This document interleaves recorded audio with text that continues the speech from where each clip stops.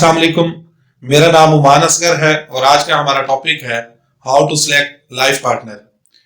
देखिए, इसमें बहुत सारी बातें की जा सकती हैं, लेकिन इसमें सबसे पहले हम हजरत उमर रजी अल्लाह ताला अन्हा का को एक वाकया कोट करेंगे।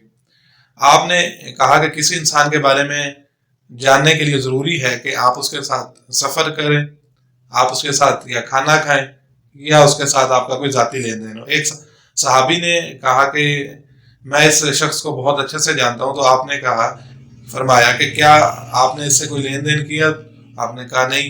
उन्होंने कहा कि क्या आपने इनके साथ सफर किया? नहीं। खाना खाया? नहीं। क्या ये आपके हमसाए हैं? तो आपने कहा नहीं। तो उन्होंने कहा आप फिर इसको कैसे जानते हैं? मतलब किसी शख्स को जानने के लिए ये बातें जरूरी हैं। अब ये यहाँ पे बात सुनाने का मकसद ये नहीं कि आप उसके साथ सफर करने लग जाएं लाइफ पार्टनर को सिलेक्ट करने से पहले। ये इसका मतलब ये था कि ये बातें किसी शख्स को जानने के लिए जरूरी हैं। अब ये जो आपका इंटरनेट या फोन पे ये जो मोहब्बत है, ये रियल मोहब्बत नहीं होती, ये डोपामिन लव होता है। डोपामिन लव क्या होता है? डोपामिन इंसान के अंदर एक हार्मोन है, केमिकल है, जो रिलीज होता है इंसान को प्लेयर जब इंसान खुश होता है या उसे खुशी होती है, तो ये डोपामिन जो है इसको खुशी का एहसास दिलाता है। अब देखिए, जब मोबाइल पे एक दूसरे की तारीफें किए जाएंगे, शादी से पहले तो जाहिर बात है एक दूसरे की तारीफें की जाएंगी, गिफ्ट दिए जाएंगे, एक दूसरे को बहुत ज्यादा अच्छा कहा जाएगा। क्यों? क्योंकि उनको रियलिटी का नहीं पता कि रियल में वो बंदा कैसा है। क्यों? क्योंकि अभी उनकी रियल लाइफ स्टार्ट नहीं हुई। तो वो लड़का जो है वो भी बड़ा उससे अच्छे से बात कर रहा होता है, लड़की भी उसके सामने अच्छे अच्छे बन के आ रहे होते हैं एक दूसरे के सामने। बेशक उसने किसी से उधार कपड़े मांग के पहने हो या अपने बड़े भाई के पहने हो या किसी का परफ्यूम लगाया हो। तो ये सारा जो लव होता है ये रियल नहीं होता।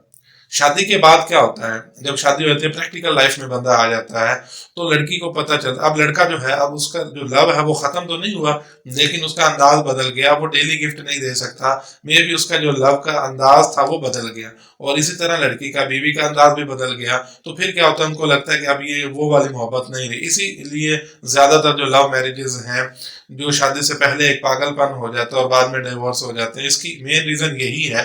क्यों? क्योंकि आप वो रियल लाइफ उनकी एक दूसरे की नहीं जानी होती। तो अब देखें, रियल लाइफ के बारे में जब हमें नहीं पता होता, तो जब प्रैक्टिकल लाइफ में आते हैं तो ये मसाइल क्रिएट हो जाते हैं। अब यहाँ पे हमें देखना ये है कि हम क्या क्या चीज देखें कि अपने लाइफ पार्टनर को सिलेक्ट करने के लिए कौन से पॉइंट्स देखें। अब यहाँ पे एक चीज से और भी आपने बचना है, आपने पागलपन से बचना है। आशिक आशिक एक अलग ही लेवल है कि उसका इतना डोपामिन रिलीज होता है कि उसकी सोचने की सलाहियत ही खत्म हो जाती है।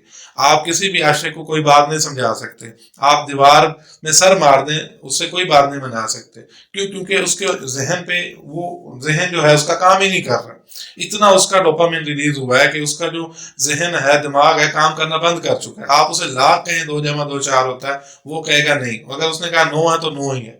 मतलब उसके ऊपर एक भूत बन जाता है उस शख्स का। तो इसलिए कहा गया कि आप आशिक और मजनू और पागल बनने से गुरेज करें। किसी को पसंद करना बुरी बात नहीं है, लेकिन इस हद तक नहीं जाना चाहिए। अब आप फिल्में देखते हैं, बॉलीवुड फिल्में, इनमें आप देखते हैं तो आप ये देखें कि फिल्में जो हैं वो सिर्फ पैसे कमाने के लिए बनाई जाती हैं। अपनी रियल लाइफ में ऐसे ना करें।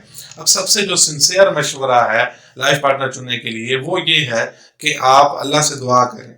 अब देखिए, हम खुशकिस्मत हैं कि हम एक ऐसे खुदा को मानते हैं जिसे हमारे मुस्तकबिल के बारे में पता है, जिसके पास कामिल इल्म है, जिसको पता है कि हमारे लिए क्या अच्छा है और क्या बुरा है। तो आप दुआ करें अल्लाह से कि या अल्लाह मुझे अच्छा पार्टनर दे।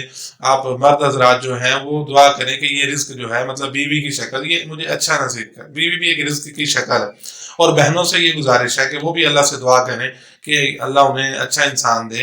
अब देखें, यहाँ पे आप क्या जज करें, आप किसी को भी उसका इखलाक देखें। शादी करने से पहले या लाइफ पार्टनर चुनने से पहले इखलाक को जरूर मद्देनजर रखें, क्योंकि ये बेसिक चीज है। अब देखें, पहले ये कहा जाता है और अब भी कहा जाता है कि दीनदार बंदा देखें। अब इसमें थोड़ी सी चेंजिंग क्या आई है कि लोग दीन की तरफ तो जाते हैं, लेकिन अखलाक वाइज वो अपने में बेहतरी नहीं लाते।